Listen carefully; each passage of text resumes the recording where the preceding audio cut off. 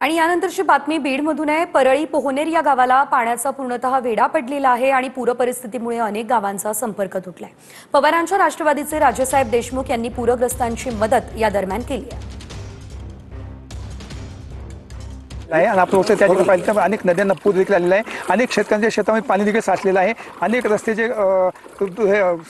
नादूस होऊन गेले तर आणि जायकवाडीच्या धरणामधले जे आपत्कालीन 9 दरवाजे उघडण्यात आले त्यामुळे पाहिलं तर गोदी नदी पात्र पडलं संपूर्ण पाणी आता बाहेर पडलेलं आहे आणि त्यामुळे आता परळी तालुक्यातील पोहनेर या गावाला संपूर्ण वेढा घातलेला आहे। आपण पाहू शकतो याच गावाकडे आता आपण जातो आणि या ठिकाणी पाहिलं तर राष्ट्रवादी शरद पवार गटाचे नेते राजेसाहेब देशमुख आहेत, ते आता त्या गावाला भेट देण्यात निघाले आहेत। सर, काय सांगाल, गेल्या 2 दिवस पाहिलं तर महाराष्ट्रामध्ये संपूर्ण महाराष्ट्र पाणीमय झालेलं आहे। तुम्ही आता आजूबाजूला बघितलं तर फक्त ऊसाचे शेंडे दिसायला लागलेत।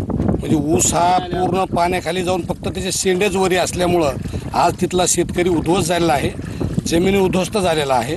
सगळ्या जमिनी वाहून गेल्या। जमिनीच्या वर 30-35 फूट पाणी या ठिकाणी असल्यामुळं या ठिकाणी आपण पाहतो की आपणच आता होडीनं या गावाला निघालेलो आहोत।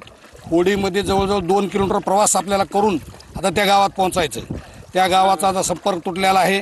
तिथले बऱ्याच सगळ्या म्हणजे 50% लोकांच्या घरात पाणी गेल्यामुळं त्यांचं आज उपासमारी सुरू झालेली आहे।